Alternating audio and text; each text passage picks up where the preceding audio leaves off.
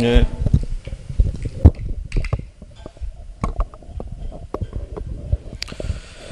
자, 만나 뵙게 돼서 반갑고요. 1년 동안, 여러분하고 이제 부동산 학개론을 이제 강의를 하게 될, 저는 정윤찬이라고 합니다.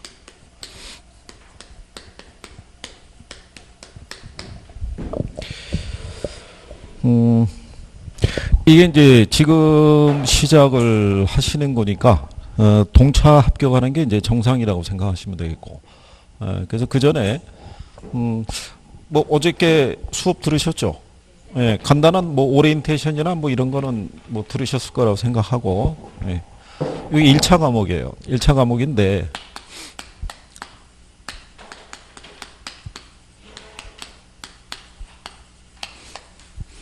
요 개론이라는 의미가 이 기초라는 의미예요. 기초. 예, 그래서 얘보다 이제 조금 상위 레벨이 원론이라고 보시면 돼요. 그래서 원론은 간평사 시험의 과목으로 있고, 여러분들은 이 부동산학에 관한 기초 이론을 배우시는 거다.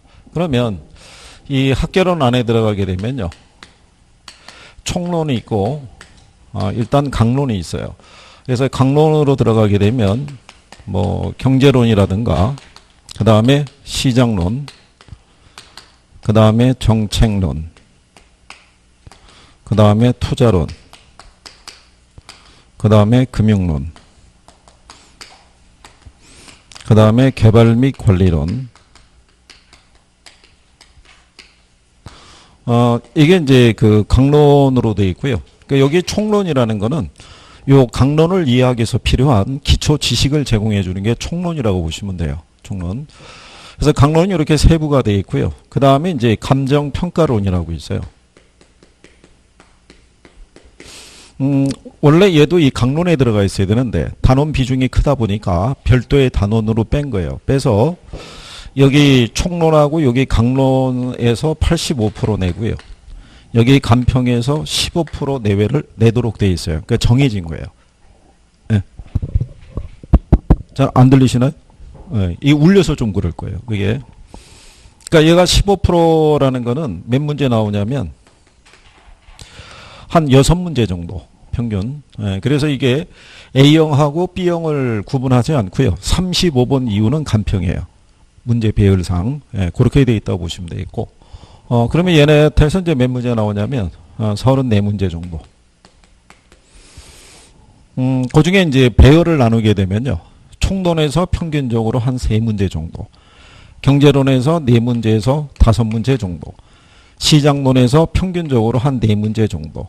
정책론에서 4개에서 5개. 근데 올해 시험에는 예외적으로 한 7개까지. 예, 배열이 조금 늘어난 거예요. 그거는. 그리고 투자론에서 평균적으로 6개에서 7개. 금융에서 평균적으로 4개에서 5개. 평균적으로 한 4문제 정도. 여기 6문제 정도. 그러니까 이런 식으로 단원 비중이 대부분 정해져 있다고 보시면 돼요. 이렇게. 그리고 이제 40문제 기준 했을 때 계산 문제가 평균적으로 9문항에서 한 11문항 정도가 들어와요. 이게. 그래서 이제 계산 문제로 주로 나오는 데가 어디가 있냐면요. 경제론. 그 다음에 여기 있는 투자론. 그 다음에 금융론. 그 다음에 감정평가론. 나머지 파트에서도 계산 문제가 나올 때가 있는데 그건 로테이션으로 돌아가는 개념이고요. 얘네들은 기본적으로 계산 논리가 나온다. 이렇게 생각하시면 돼요. 그죠? 계산에 대한 어떤 그런 거는 잘 되시겠죠? 계산에 대한 거. 계산이 만약에 안 되면 집착하실 필요는 없어요. 계산에. 아니, 계산이 안 되는데, 1년을 붙잡고 계산해야 된다라고 얘기해도 적응이 어렵잖아요. 그죠? 네, 그러니까 할 수 있는 것만 하시면 돼요. 참고적으로 40문항 주는데요. 10문제가 한 계산 문제고 30문제가 이론이에요. 그죠? 그럼 문제 배점을 기준하게 되면 얘가 75점, 얘가 25점이에요. 그죠? 그러니까 이 안에서 승부 봐도 돼요. 그렇기 때문에 계산에 대해서 너무 스트레스를 받거나 집착을 하실 필요는 없어요. 그죠? 그래서 나중에 합격을 하면 이 사람이 계산 문제를 다 맞고 합격했는지 틀리고 합격했는지는 알 수가 없는 거예요. 그죠? 본인만 알 수 있는 거죠. 본인만. 그러니까 효율적으로만 잘 하시면 돼요. 효율적으로. 자, 그런데 여기 이 과정을 공부하시는 부분에 있었을 때 지금 몇 월이냐면은 11월이죠. 그죠?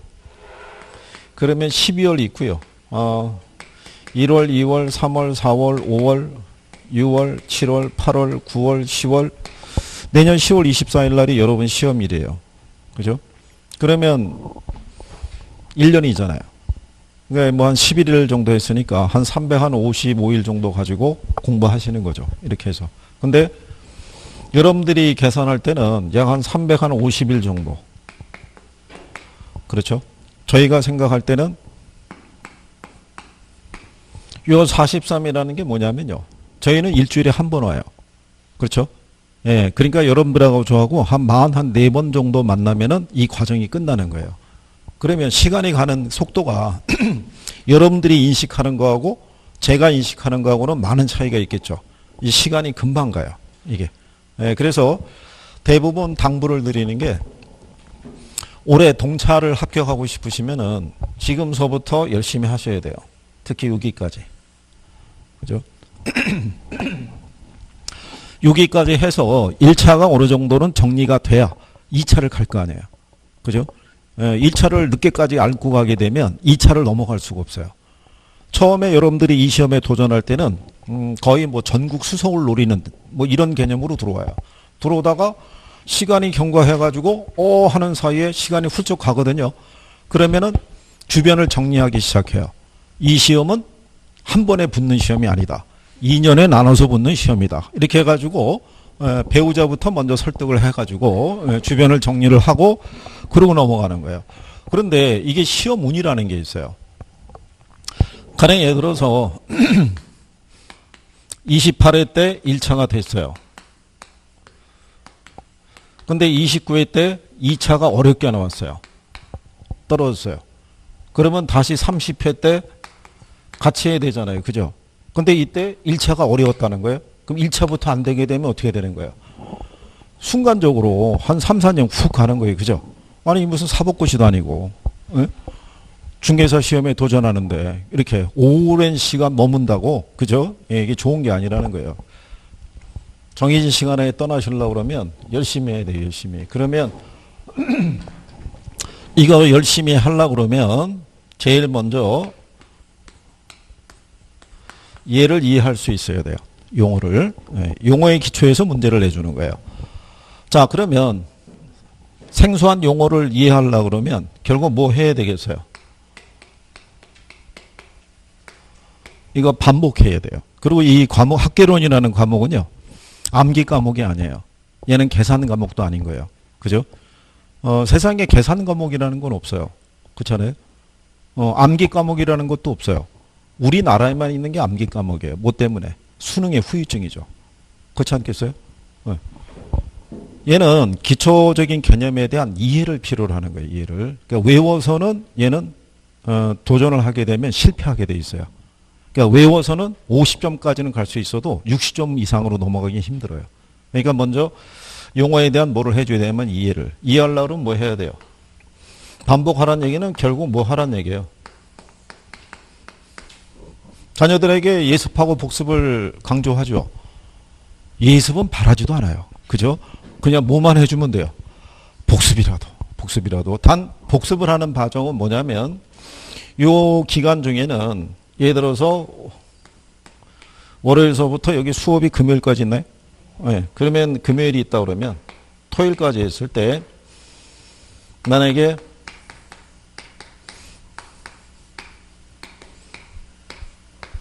이렇게 가주는 거예요. 네? 일요일날 하루 정도는 쉬어도 돼요. 네. 이틀을 넘길 수는 없어요. 기억력이 이틀 이상이 유지가 안 돼요. 심한 사람은 책에서 고개가 들어서는 순간에 까먹는 거예요. 현실이에요, 현실. 그거는 어쩔 수 없는 거예요. 이제 인정할 수밖에 없는 거예요. 그러면 결국은 이틀 안에 계속 뭐 해야 돼요? 복습하는 거예요. 몇 차만? 1차만. 예? 2차는 수업만 열심히 듣는 거예요. 수업만 열심히 듣고, 왜냐하면 2차 과목의 특성이 뭐냐면 외우는 이 암기적인 부분이 되게 많은 부분이에요. 근데 원래 외우는 것도 법의 체계를 알아야 정리하기도 쉬운 거예요. 그죠? 그러니까 일단은 수업은 열심히 듣고, 아마 2차 과목 선생님들도 초기에는 1차 열심히 하라고 얘기할 거예요. 그죠? 나중에 공시법 선생님 만나게 되면 민법 어디까지 배웠냐를 물어보면서 진도를 나갈 거예요. 민법에서 일단 기본적인 내용을 들어야지만 연결이 된다고요. 그러니까 일단은 그래서 민법하고 개론을 정리할 때 얘네가 시간이 많이 걸리는 거예요. 그러니까 얘네가 암기 과목이 아니어서 그래요. 얘네는 기본적인 이해를 필요로 하는 거예요. 법 조문에 대한 이해, 학문에 대한 기본적인 이해를 필요로 하는 거예요. 그러니까 계속 뭐 해야 돼요? 반복하는 거. 그 룰만 잘 지켜주시면 돼요. 요거. 그러고 난 다음에 이제 자녀들에게 궁금한 거 있으면 학교 가서 누구한테 물어보라고 그래요. 그러니까 여러분들은 누구보다도 잘 알고 있는데 본인은 전혀 실천을 안 해요. 그게 이제 대부분 우리나라 사람들의 기질인데 이게 아시아권에서 대부분 질문하는 것 자체를 좀 쑥스러워해요. 자체가. 그리고 좀 낯설다고 생각해요. 그러면 궁금한 거 있으면은 뭘로 해소하시겠어요? 궁금한 거 있으면. 모르는 게 있어요. 에? 자, A를 몰라서 인터넷을 뒤져봤더니 늘어나는 거예요. 이 안에 용어가 파생이 되는 거예요. 에? 용어를 찾아 들어갔더니 그러면 얘를 찾으려고 그러면 또 어떻게 돼요? 또 파생이 돼서 또 이렇게 가는 거예요. 그러면 하나 이해하기 위해서 인터넷 뒤지는 시간이 무지장이 많이 걸릴 거 아니에요. 설명이 납득이 안 될 수도 있고. 누구에게 물어보는 게 제일 빨라요? 선생에게 물어보는 게 제일 빨라요. 그죠? 그런데 무척 아끼시는 거예요. 그 질문에 대해서. 그죠? 그리고 끝날 때까지 안 물어봐요. 그리고 언제 후회해요? 시험장 가서. 내년엔 꼭 물어봐야지. 그러고 나오는 거예요. 내년 되면 물어봐요? 안 물어봐요? 안 물어보는 거예요. 그의 시험에 동차합격하는 분들은요. 초기부터 질문이 많아요. 많이 물어본다고요. 그죠? 그거를 조금만 활용할 수 있으시면은 합격을 하실 때 도움이 많이 될 수 있다는 거. 질문을 아끼면 안 돼요. 이게 제일 빠른 방법이잖아요. 그죠? 궁금한 게 있는데 여러분끼리 합의 보면 돼요, 안 돼요? 안 되는 거예요. 그죠? 너 이거 알아?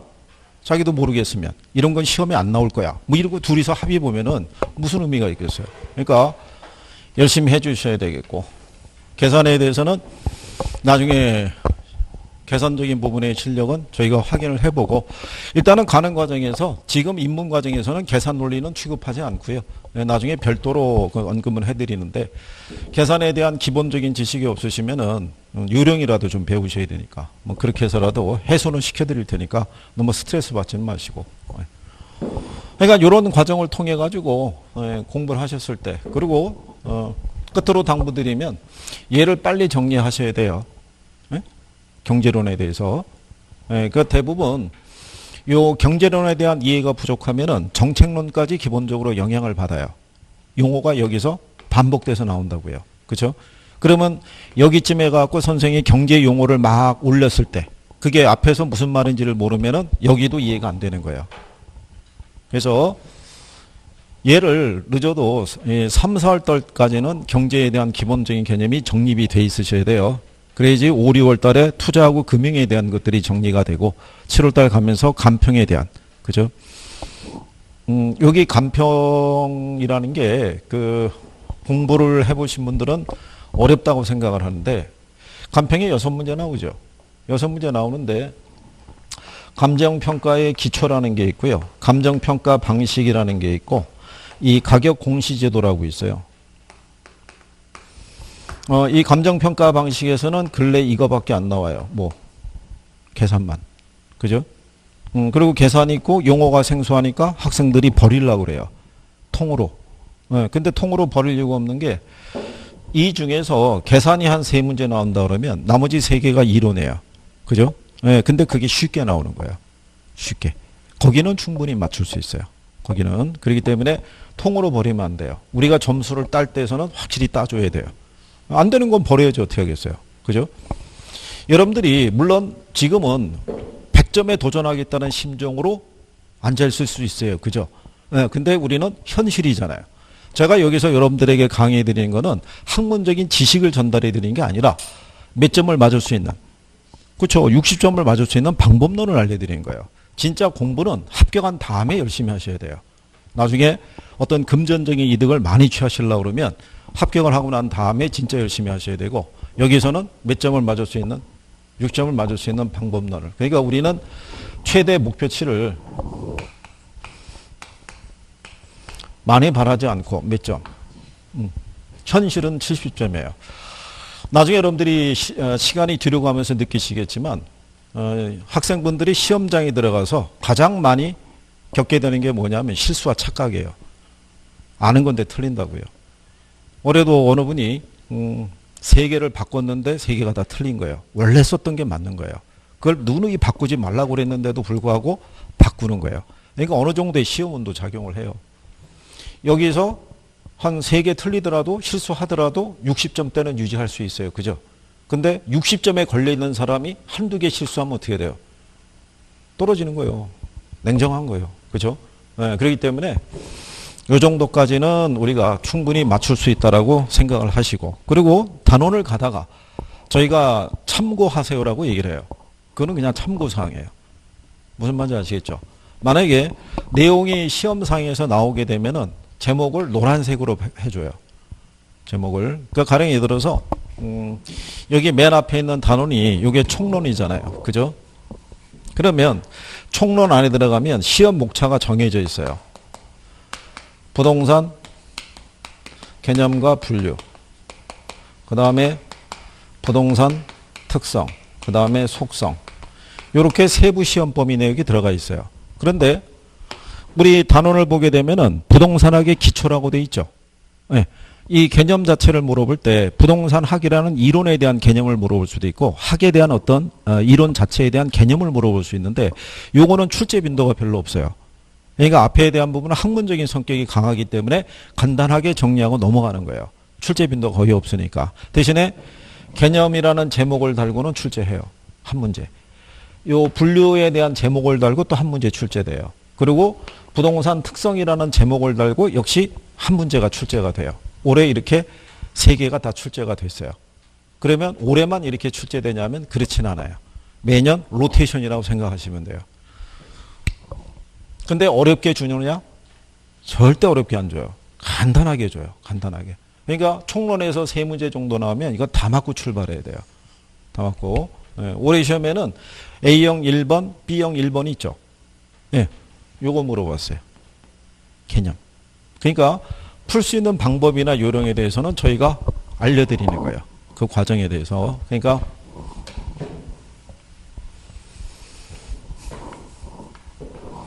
그럼 단원에서 뭐가 나온다는 것 있어요, 없어요?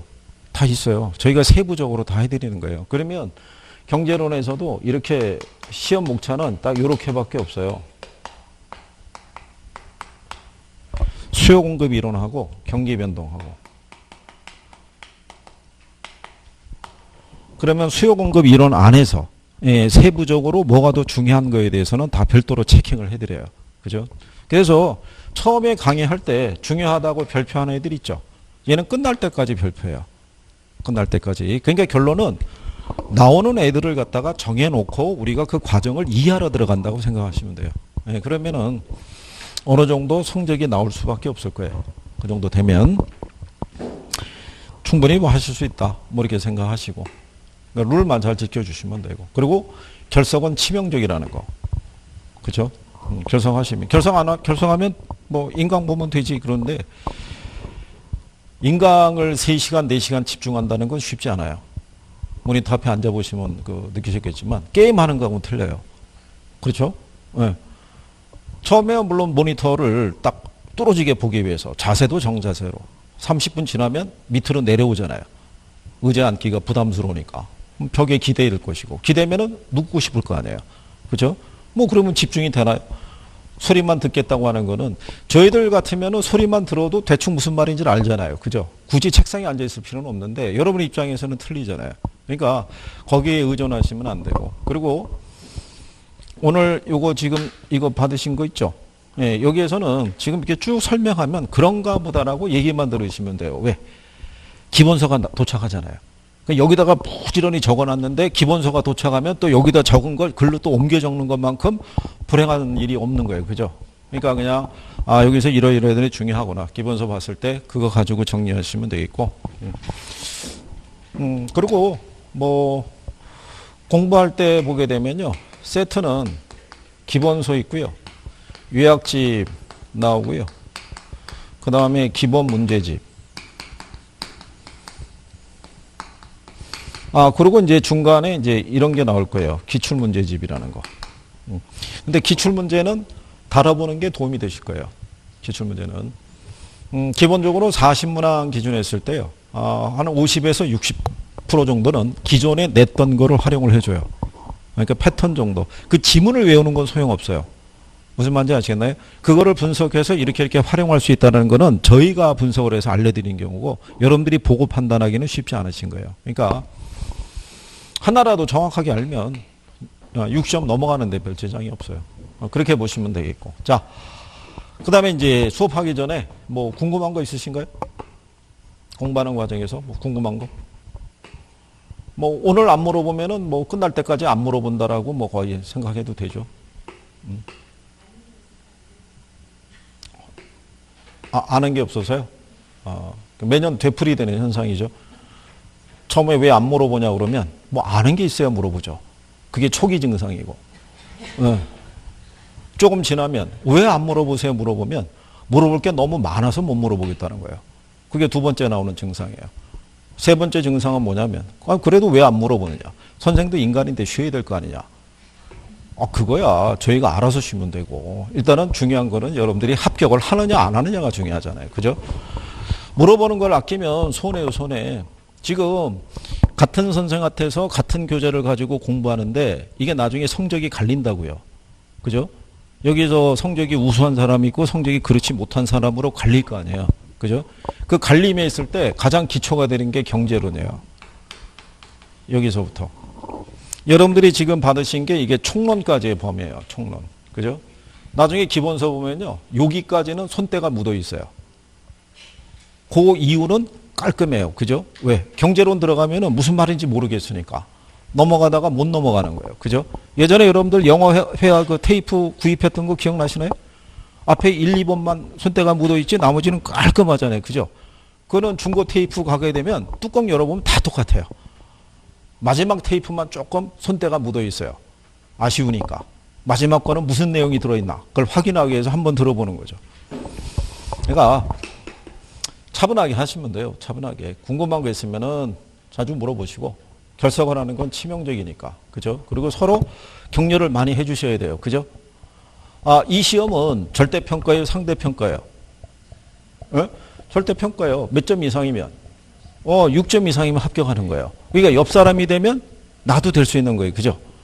이게 성적순으로 자르는 시험 같으면 옆 사람을 제거해야죠.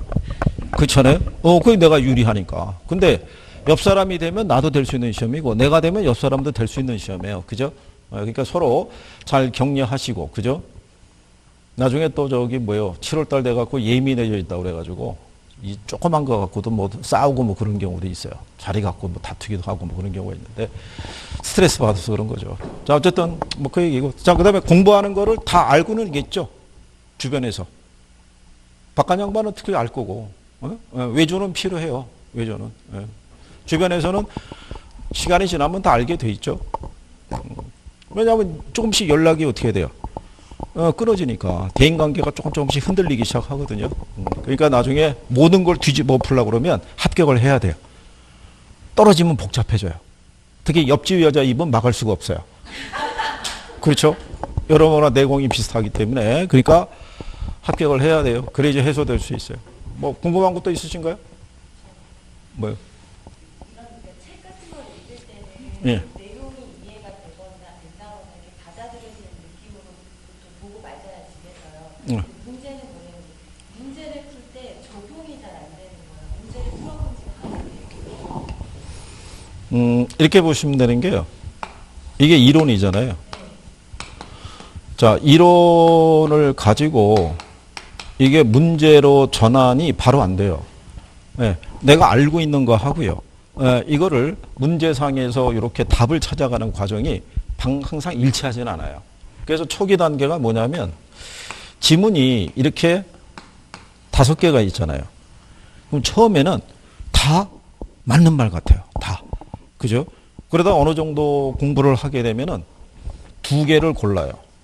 이렇게. 얘들은 아니야. 둘 중에 하나야. 근데 1번을 선택을 하면 3번이 답이라고 그러고 3번을 찍으면 1번이 답이라는 거예요. 둘 중에 하나인데. 그러니까 그 다음 단계로 넘어가는 거예요. 그죠? 물론 이제 불행한 거는 이거 갖고 고민하고 있는데 실제 답은 5번이라는 거예요. 그런 경우도 있다는 거예요. 그죠? 그러니까 이거는 뭐냐면 정확하게 용어 정리가 안 돼서 그래요. 정확하게. 우리가 왜 실수, 착각해서 틀렸다는 얘기 하죠? 네, 그거는 확실히 모르는 거예요. 내가 100% 알게 되면 착각하기도 쉽지 않아요. 그게. 그래서 처음에 이 과정을 납득을 시켜드리기 위해서 통상 이 한 10개월의 수험 과정이 있다 그러면 그중에 한 6개월 정도가 이론을 배우는 거예요. 이론이 문제를 풀 수 있는 단초를 제공해요. 여러분이 이론을 배울 때는 다 맞는 내용을 배우잖아요. 그죠? 근데 문제 안에는 갈라지죠. 긍정형하고 뭐로? 부정형으로. 맞는지 틀린지를 골라야 되잖아요. 그럼 얘가 정리가 돼야 구별이 될 거 아니에요. 그러니까 여기서 이게 선택이 안 된다는 얘기는 이게 정확하게 정리가 안 돼 있는 거예요. 그러니까 요거를 정확하게 정리를 해야지. 그래서 용어에 대한 이해가 필요하다는 거예요. 외우면 내가 외우는 공식대로 안 나오면 틀리는 거예요. 그렇지 않겠어요? 네, 그러니까 올해 시험 같은 경우는 긍정형이 21개, 부정형이 19개 내봤어요. 그 대부분 요런 배열 정도로 요즘 나오고 있다고 보시면 돼요. 요런 배열 정도로. 그래서 저희가 요거를 조금은 적응을 빨리 하기 위해서 중간에 이제 보충 자료를 줘요. 보충 자료를. 그래서 그거 가지고 맞고 틀리고 여부를 확인하시면 돼요. 입문 과정에서는 별도로 제시되는 건 없는데 1월 달 정도서부터는 보조 자료가 나가니까 그걸로 활용하시면 되겠고. 그리고 만약에 인강을 통해서 뭐 이거 지금 이제 보고 공부하시는 분들이 있다 그러면 뭐가 필요하냐면 강한 이게 필요해요. 의지가. 내가 올해 꼭 이번 시험에 돼야겠다라는 강한 의지. 그죠? 이게 있어야 돼요. 이게 없으면 가다가 어떻게 돼요? 자꾸 버린다고요. 네? 그러면은 나중에 여기 지금 학원에 이렇게 등록하시면은 연회원 이렇게 들어오시잖아요. 그죠? 근데 나중에 가게 되면은 2차는 버리고 1차만 뭐 이런 경우 있죠. 올해 시험의 특징 중에 그 부동산 학개론 쪽에서는 공법에 관련된 용어들이 출제가 됐다. 뭐 그래서 그거 가지고 얘기들 하시는데 그거는 얘기거리가 안 되는 게 뭐냐면 원래 이 시험은 1차하고 몇 차? 원래 이게 정상이잖아요. 근데 1차만 보는 사람들이 있어요, 없어요? 그러면 이 사람들은 2차 수업을 안 듣잖아요. 그러면은 2차 과목에서는 가장 기초적인 용어인데 1차만 공부하는 사람들은 그게 용어가 어려운 거예요. 듣질 않았으니까. 그러니까는 이 사람들에게 어드밴티지를 주는 거죠. 동차를 같이 공부한 사람들은 쉽게 풀 수 있는 문제고 1차만 공부하는 사람들에게는 난이도가 있어 보이는 그런 문제가 되는 거예요. 그러면 부동산 학개론은 1차 과목에서는 2차에 대한 내용까지 언급을 하지는 않는다고요. 다만 이제 시험상에서 한 가지 알아두실 거는 간혹 가다가 그런 얘기들을 해요. 부동산 학개론에서 없는 내용을 냈다라고 얘기하는데 그렇진 않아요. 이 부동산학 이 개론에 관련된 법령이 한 15개 이상이에요. 근데 그 법령상에서 제시하는 기본적인 용어는 출제를 해요. 용어는. 예, 그렇기 때문에 거기에 맞춰서는 대비를 하셔야 되는 거예요. 기본적으로. 뭐 그런 내용이니까요. 그래서 나중에 이론을 배워서 문제가 안 풀린다. 그 부분에서 너무 스트레스 안 받으셔도 돼요. 해소는 시켜드릴 거니까. 뭐 다른 거 궁금한 거 있으신가요?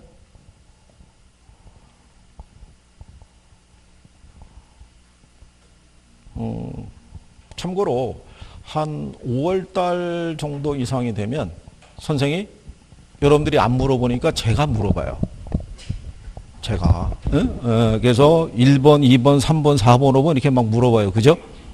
번호를 정해서 이렇게 해서. 그냥 무작위로 물어보면요. 지금 여러분들의 지금 순간적인 그 반응이 무슨 반응이냐면 물어볼 거 있냐라고 제가 이렇게 훑어봤을 때 시선이 다 밑으로 깔리는 거예요. 저하고 눈을 안 마주치는 거죠. 학창시절의 경험을 유감없이 발휘하는 경우죠. 그죠? 그러면 선생이 얘기하다가 갑자기 말을 안 해요. 그러면 고개를 숙인 사람은 위의 상황이 궁금하잖아요. 그죠? 그러면 마음 약한 사람이 고개를 들어요. 그러면 저하고 눈이 딱 마주치게 돼 있어요. 그러면 그 사람이 대답을 해야 되죠. 그러니까 어쨌든 간에 잘 하시면 돼요. 뭐 다른 게 뭐 있어요. 그죠? 어떻게 하는 게 어디 있어요. 열심히 해야 되죠. 열심히. 그죠? 열심히. 그게 제일 중요한 사실이에요. 혹시 저기 자녀들이 그 유치원생 이상 정도 대부분 뭐 그렇게 되시겠죠? 유치원생 이상. 그러면 나중에 시험에 대한 결과는 걔들이 제일 잘 알아요. 끝나고 나면 우리 엄마는 떨어졌나 봐. 뭐 이런 것도 있죠. 집안 분위기는 걔네들이 훨씬 잘하는 거예요. 요즘 아빠가 아무리 봐도 눈치를 많이 보는 것 같아. 뭐 이런 얘기는 금방 나오면 걔들이 입에서 회자가 된다는 얘기는 걔네 유치원 학교 다 한다는 얘기예요. 그렇죠? 그럼 이 바닥도 좁은 바닥인데 아무개 엄마가 시험 봤다 떨어졌다면 이건 금방 퍼지는 거예요. 그죠? 사회적 지위와 체면을 생각하셔서 열심히 하셔야 되는 거예요. 자, 뭐 다른 거 뭐 추가적인 질문 없으실 것 같으니까 12페이지 가시면 개념하고 분류라고 돼 있어요. 근데 여기 이제 우리 앞에 나와 있는 거는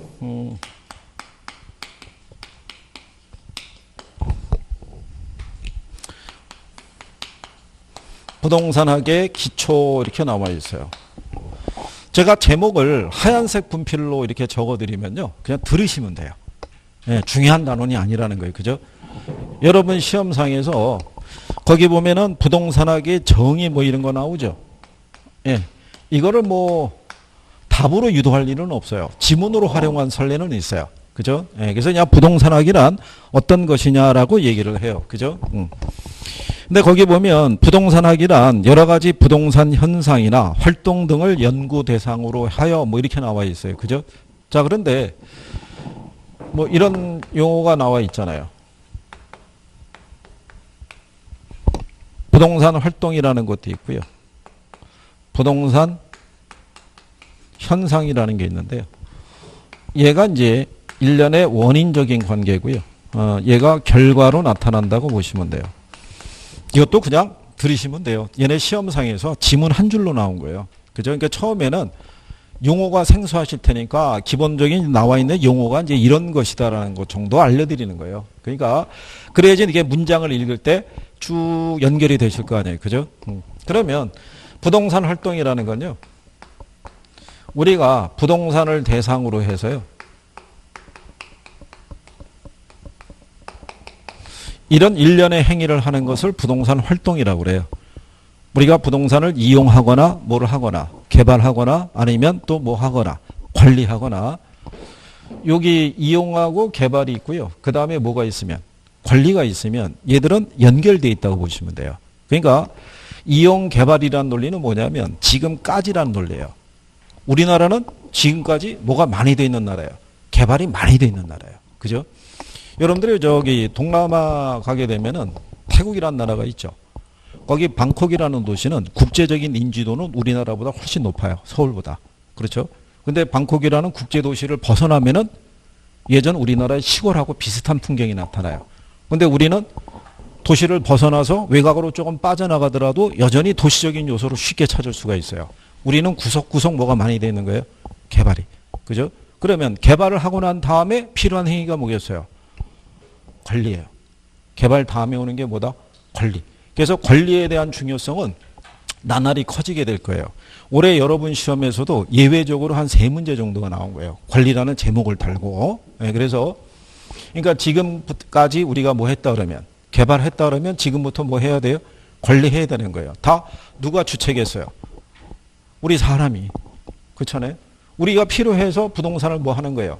이용 또는 개발하고 우리 필요해서 뭐 해야 돼요? 관리해야 돼요. 그럼 생각해 보세요. 부동산은 왜 관리에 신경을 써야겠어요? 관리에. 자, 만약에 생각해 보세요. 여러분들 알고 있는 하루살이 있죠? 걔네가 몸 관리할까요? 그러진 않을 거 아니에요. 그죠? 우리가 일반적으로 보게 되면 여자분들이 20대부터 화장과 분장과 포장과 변장을 하면서 이렇게 쭉 지나간다고 그러잖아요. 그죠? 우리나라에서 영원히 망하지 않을 산업 중에 하나가 무슨 산업이겠어요? 그게 코스메틱이라고요. 아니면 헬스 다이어트 뭐 이런 것도 있죠. 수명이 길기 때문에 뭐를 해줘야 돼요? 관리해줘야 돼요. 관리가 부실하면. 이런 건물이라는 것도 마찬가지예요. 비슷한 시기에 지어진 건물이더라도 어떻게 관리했느냐에 따라서 가치가 어떻게 돼요? 틀려지는 경우죠. 그죠? 그런 것들을 우리가 뭐라고 그런다? 활동이라고 그래요. 그 결과로 나타나는 게 뭐예요? 그걸 현상이라고 그래요. 그죠? 우리가 이용 또는 개발을 하게 되면 건물을 뭐 할 수 있어요? 신축한다고 그러죠. 그러면 건물이 신축 상태로 그대로 유지가 되는 건 아니죠. 그죠? 그러면 신축을 쭉 넘어서면 나중에 얘가 무슨 단계까지 진행이 돼요? 폐물 단계로 이렇게 진행이 될 거예요. 그죠? 건물이 우리가 신축이 되면은 안정 단계, 노후 단계를 거쳐서 무슨 단계로? 폐물 단계로 이렇게 진행하는 현상이 나타나요. 어떤 일련의 생애 주기 같은 현상이 나타난다는 얘기죠. 그러면 1970년 기준에 했을 때요. 서울에 도심이 있죠. 도심에 건물이 있으면 평균 층수가 몇 층 정도였냐면 2.1층이었어요. 70년대. 그러면 70년대는 건물의 층수가 낮았다는 얘기잖아요. 왜 낮았겠어요? 이때는 우리나라의 경제 규모가 크질 않았고, 그죠?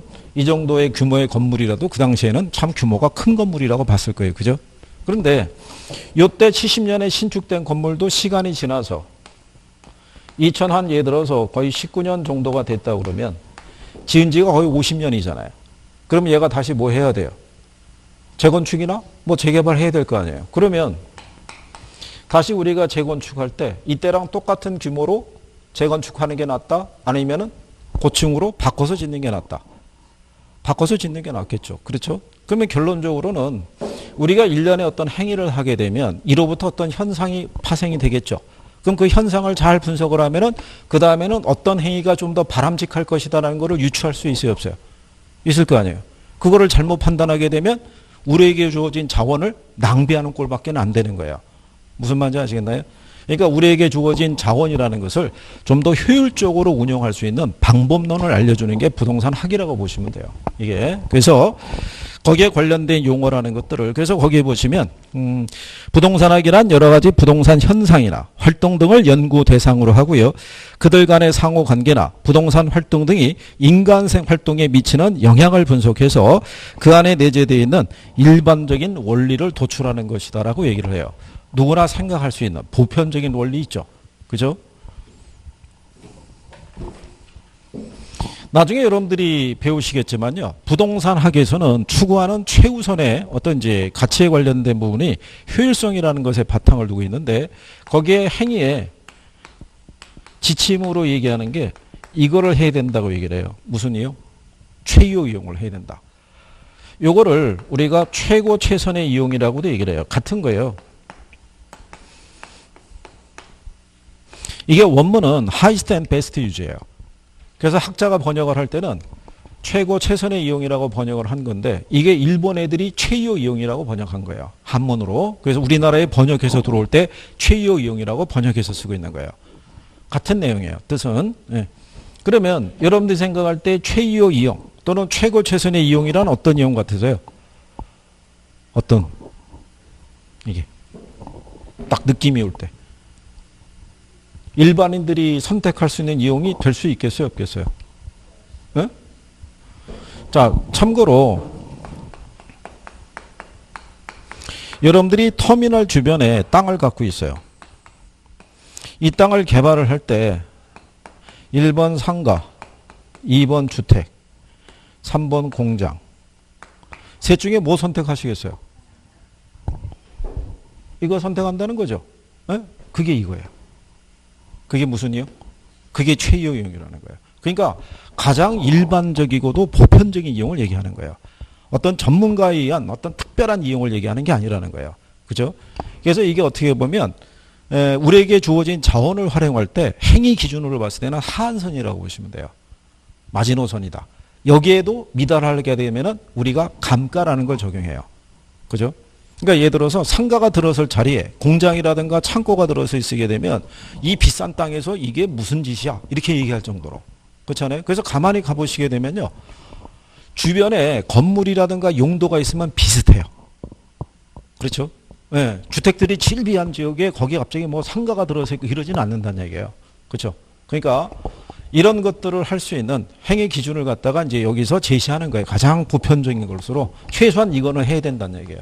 그래서 요거는 용어상에서 반복이 돼요. 용어상에서. 그렇다고 해도 나중에 또 조금 지나가지고 이거 물어보면 또 못 들은 채 해요. 왜냐면 기억이 안 나니까. 그러니까 그런 거예요. 그래서 이제 그런 내용 정도라고 여러분들이 보시면 돼요. 그래서 나중에 이제 그 밑으로 내려가시게 되면 밑에서 네 번째 줄에 보면 김영진 교수라는 분이 있는데 우리나라에 이제 1970년에 이 부동산학이라는 이론을 최초로 소개한 양반이에요. 번역을 통해서. 그래서 부동산학은 부동산 활동의 능률화의 원리라고 해놨죠. 예, 그 능률화의 원리가 뭐에 기초를 두고 있겠어요? 그렇죠? 이게 될 수 있는 이용을 선택을 해야 되는 거예요. 그죠? 우리는 주어진 어떤 예를 들어서 이렇게 생각해 보세요. 상업 용지가 있다고 해서 무조건 상가가 들어서는 건 아닌 거예요. 그죠? 상가 말고 뭐가 들어올 수도 있어요. 오피스가 들어올 수도 있고 아니면 또 주상복합이 들어올 수도 있고 예시장이 들어올 수도 있고 다양한 게 선택이 될 수 있는 거예요. 그죠? 그중에 가장 뭐가 될 수 있는 애? 얘가 될 수 있는 것을 선택할 수 있는 방법을 우리가 찾아야 된다는 거예요. 그게. 그래서 이제 그 원리 및 응용 기술을 개척하는 종합 응용 과학이다. 뭐 이렇게 얘기를 하고 있는 거예요. 그래서 그런 정도 뭐 정리하시면 되겠고요. 그 다음에 뒤로 넘어가시게 되면 이런 부동산학의 성격이라고 있어요.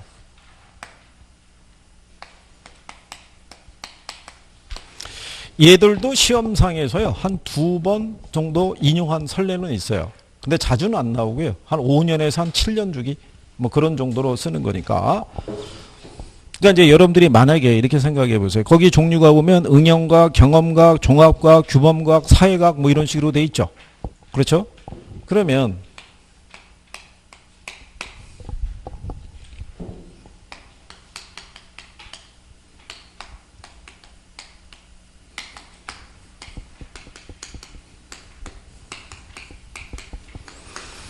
이렇게 해서 5가지를 얘기했을 때요. 여기 요 글자를 이렇게 따면 그죠? 여기도 이렇게 해서 뭐를 따면 그러면 위에 거는 여자분 이름 같고 밑에 거는 남자분 이름 같잖아요. 그죠? 그러면 남자하고 여자가 만나면 이걸 하겠죠. 사랑을 할 거 아니에요. 그죠? 제목을 놓고 따면 그렇다는 거예요. 제목을. 그런데 요거는 제목만 물어봤을 때 적용할 수 있는 원리인 거예요. 안에서 이 내용을 물어보면 틀릴 거 아니에요. 그러니까는 제목을 따서 외워서 들어가는 거는 위험한 거라고요. 그러니까 저희가 필요하면은 이거를 따가지고 정리하게끔은 알려는 드린다는 얘기예요. 알려는 드리는데 그게 아주 효율적으로 활용이 될 수 있는 것도 있고 그렇지 않은 파트도 있어요. 그러니까 무조건 따는 게 좋은 것이다 이렇게 생각하시면 안 되고 그죠? 예. 거기 응용과학이라고 그랬을 때요. 우리가 학문을 보게 되면요. 순수과학이라는 게 있고 무슨 과학이 있다. 예. 응용과학이 있을 때 부동산학은 무슨 과학이라는 거예요. 이게 시험에 나온 적이 있어요. 학문을 순수과학과 응용과학으로 분류할 때 부동산학은 응용과학에 속한다 그러면 맞는 편이겠죠. 근데 순수과학에 속한다 그러면 틀리는 거예요. 그죠? 이 순수과학이라는 것은요. 우주라든가 지구의 어떤 생성 원리나 이런 거 연구하는 게 우주과학과 지구과학이라는 얘기 들어보셨죠? 학문에 대해서. 그럼 지구과학이라는 건 지구라는 거는 어떤 물질로 구성이 되어 있고 토양은 뭐 성분은 어떻게 되어 있고 이걸 순수하게 그 자체만 분석하는 것이 무슨 과학이라는 거예요. 그게 순수과학인 거예요. 근데 응용과학이라는 건 뭐냐면 자 토양이라는 것이 그렇게 주어져 있을 때 그게 과연 사람이 생존하기에 사람이 거주하는 환경에는 어떤 영향을 미칠 수 있을 것인가를 연결해서 분석하는 것을 무슨 과학이라고 그런다. 그걸 응용과학이라고 얘기하는 거예요. 무슨 말인지 아시겠나요? 그래서 이제 나중에 여러분들이 보시면 경제학에서 기본적으로 하는 게 수요와 공급의 원리라고 있어요. 그죠? 근데 경제학에서 취급하는 상품하고 부동산학에서 취급하는 상품의 성격이 같겠어요? 틀리겠어요? 응? 틀리다고요. 그죠? 자, 여러분들이 보시면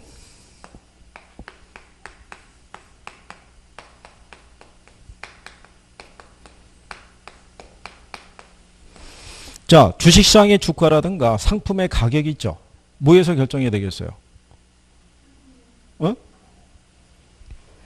이거 수요와 공급에서 결정이 되는 거예요. 그렇죠? 그러면 부동산 시장에서도 부동산 가격은 어디에서 결정이 되겠어요? 수요와 공급에서 결정이 돼요. 그거는 똑같아요. 그런데 문제가 뭐냐면 일반적인 수요 공급 원리에서 보게 되면요. 경제학에서는 가격이 상승하면 수요량이 감소해요. 그죠? 가격이 하락하면 수요량이 어떻게 돼요?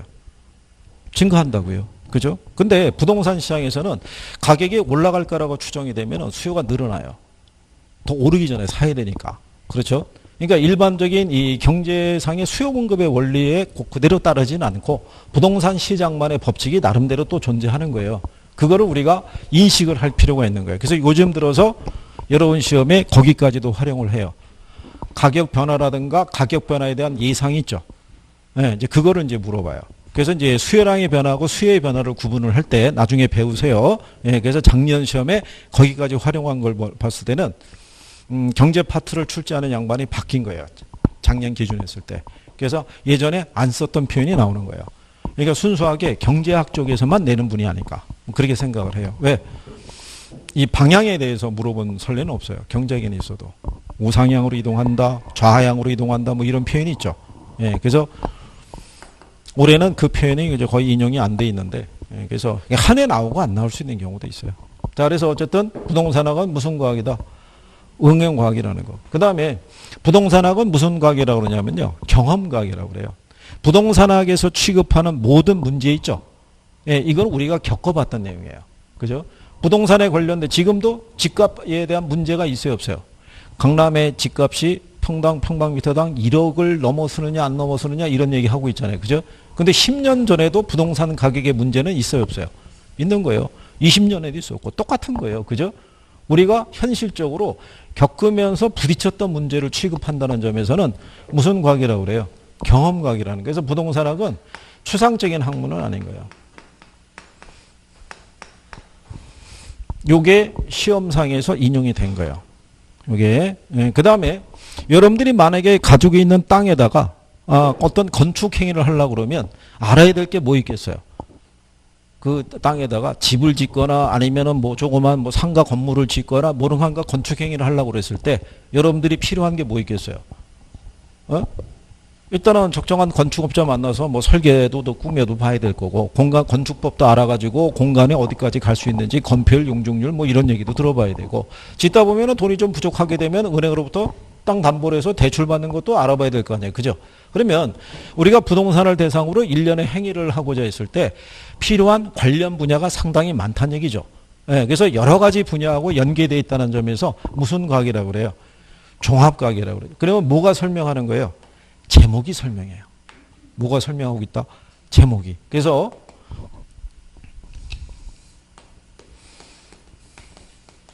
여러 분야와 연계되어 있다. 그래서 여러분 시험상에서는 여기 3개까지만 지문으로 쓰고 있는 거예요. 여기까지만. 예, 그래서 밑에 거는 여러분 시험상에서 인용이 된 적은 없어요. 근데 여기 규범각이라는 건 뭐냐면요. 여러분들이 부동산을 대상으로 하는 일련의 행위에 대한 어떤 이제 가치관이 있죠. 어떤 이 판단 기준을 제시해 준다고 보시면 되는데 요 규범과학이라는 것도 뭐 이런 얘기죠. 여러분들이 몸이 아파서 병원에 가게 되면 의사가 진찰을 해주고 뭐를 써줘요? 처방전을 써주죠. 처방전을. 근데 여기 병원이 하나가 있는데 A라는 의사가 있고 B라는 의사가 있어요. 그런데 환자들은 다 B라는 의사에게만 몰려들어가요. 그래 왜 이 사람에게만 집중을 하냐면 이 사람에게 진찰을 받고 처방전을 받아서 약을 복용을 하면은 빨리 낫는 거예요. 그러면 사람들의 입장에서는 훨씬 좋잖아요. 감기 몸살이 걸렸을 때 이 사람이 처방한 약을 먹으면은 빨리빨리 회복이 되는 거예요. 그죠? 근데 이 사람한테서 진찰을 받고 처방전을 받아서 약을 먹으면은 이 사람은 약을 약하게 쓰는 거예요. 사람은 자연 치유력이라는 것이기 때문에 시간이 지나면 저절로 충분히 휴식을 취하고 잘 먹으면 회복이 될 거라고 그래서 약도 강하게 안 쓰고 뭐 며칠치 안 주고 막 그러는 거예요. 그죠? 그러면 시간이 좀 더 지났다고 생각해 보세요. 이 사람에게 진찰을 처방을 받았던 사람들은 똑같은 증상이 찾아왔을 때 예전보다 더 독한 약을 써야 돼요. 내성이 생겨가지고. 그죠? 근데 이 사람들이 써줬던 처방을 받았던 사람들은 약간만 높여줘도 금방 치유가 좀 더 빨라질 수 있어요, 없어요? 그렇다는 거예요. 그러니까 이 부동산에 관련된 어떤 이론이라든가 정책이라든가 이런 것들은 단기적인 정책을 쓰면 실패한다는 얘기예요. 오히려 시장이 뭐를 갖게 돼요? 내성을 갖게 되는 거예요. 여러분들이 알고 있는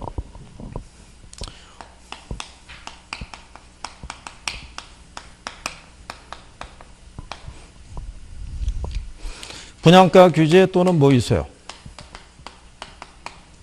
네. 얘네가 가격 통제 정책이에요. 정부가 시장에 개입할 때 쓸 수 있는 가격 통제 정책이라는 거예요. 얘네 둘의 공통점이라는 게 뭐가 있겠어요? 가격 통제 정책. 가격 통제 정책은요, 단기 정책이에요. 단기. 그러니까 얘네는 장기의 부작용밖에 없어요. 나중에 이 단원을 배우시게 되면 얘네들에게 긍정적인 현상이 나타나는 건 단기밖에 없고 장기적으로는 다 무슨 현상밖에 없다. 부정적인 거. 안 좋은 거밖에 없다는 얘기예요. 그러면 기본적인 틀을 정리할 때 도움이 될 수 있어요, 없어요? 있잖아요. 장기적으로 얘네들에게 긍정적인 표현이 나오면 틀리다고요. 그렇죠? 기본적으로 가격 통제 정책은 무슨 정책이기 때문에? 단기 정책이에요. 여러분들이 정책이라는 게 장단기 정책이 적절하게 조화가 돼야 되는 거예요. 이게 만약에 이 우리나라에서 저 임대주택이 있죠. 예, 임대주택이 개인 소유 최대 소유한 분이 한 500 몇 채인가 뭐 이렇게 해서 언론에 나왔던 거 기억하시죠? 보신 적 있죠? 예, 그분이 이제 정부의 정책에 편승해 가지고 대출 끼고 융자를 많이 받은 거예요. 그래서 대출 추가적으로 이제 주택을 많이 산 건데 그러면 일가구 다주택자가 우리나라에 많다는 건 알고 계시죠? 그렇잖아요. 그러면 일가구 다주택자의 어떤 이제 문제를 풀어주기 위해서는 뭐를 많이 부과하면 돼요? 세금을. 특히 보유세 있죠. 예, 집을 많이 보유한 사람에게 보유세를 확 중과세하게 되면 세금의 부담 때문에 집을 내놓을 수 있잖아요. 그런데 한 번에 세금을 확 올리면 어떻게 될까요? 조세 저항이 발생하는 거예요. 그렇잖아요. 아니 사유재산의 어떤 침해 문제 아니냐 뭐 이렇게 해서 반발이 나올 수 있는 거예요. 그래서 그런 세금을 올려가지고 문제를 해결하려고 그러면 오랜 시간이 필요해요. 한 30년, 40년 또는 그 이상의 시간이 필요할 수가 있어요. 근데 지금 보면은 집 없는 사람들이 많잖아요. 우리나라에 보면은 자가 소유 비율이 한 50% 수준밖에 안 돼요. 두 집 건너 한 집은 세를 살고 있는 거예요. 그러면 그 사람들의 입장에서는 한 사람이 많은 주택을 소유하고 있다 이런 걸 듣게 되면 상대적인 박탈감을 느낄 거 아니에요. 그죠? 그러면 그런 부분에 대한 정부의 부동산 정책에 불만을 갖고 있는 사람들에게 앞으로 50년만 기다려주세요. 그러면 안 와닿잖아요. 그죠? 그러니까 이런 거를 병용을 하는 거예요. 단기 정책하고 장기 정책을 병용을 해서 시장에 전달을 한다라고 생각하시면 되는 거예요. 그래서 이번에도 정부가 민간 택지에도 뭘 적용하겠다고 분양가 상한제를 적용하겠다고 얘기를 하는 거예요. 일단 시장을 또 안심을 시키거나 달래거나 해야 되니까 후유증이 있어요, 없어요? 후유증은 있는 거예요. 정부가 개입하면 모든 문제가 해결되지는 않아요. 후유증이 있는 걸 알면서도 정부는 개입할 수밖에 없는 그런 구조라고 생각하시면 돼요. 그죠? 그러니까 뭐 그런 내용이에요. 그리고 이제 사회과학이라는 거는 부동산과 인간과의 관계에서 파생되는 현상을 연구하는 사회과학적인 과정인데 여러분들 아시다시피 이 과학이라는 의미는요. 100%라는 개념은 있어요, 없어요? 100%라는 개념은 없어요. 어느 과학자가 이 방송에 나와서도 얘기를 하지만 과학자들은 자기들이 물질을 통해서 증거를 통해서 확실하게 규명할 수 있는 것에 대해서만 알 수 있다라고 얘기를 하지 그렇지 못한 거는 알 수가 없어요. 그러니까 반드시 뭐가 있는 거예요? 가정이 있어요. 100%라는 개념은 없다라고 생각하시면 돼요. 그래서 확률론적인 사고로 접근하고 있다라고 보시면 돼요. 그래서 이런 게 성격이고요. 지문에서 쓰게 되면은 요거 세 가지 정도예요. 그죠? 그래서 그런 정도로만 구별할 수 있으시면 될 거예요. 자, 그 다음에 이제 뒤로 가면 이념이 있는데, 시간이 이제 한 55분 됐으니까 쉬어야 돼요. 그죠? 제 수업은 50분에서 1시간 사이의 수업만 해요. 그 이상 넘어가면 집중력이 떨어지셔가지고, 그래서 잠깐 쉬었다가 이어서 하시죠.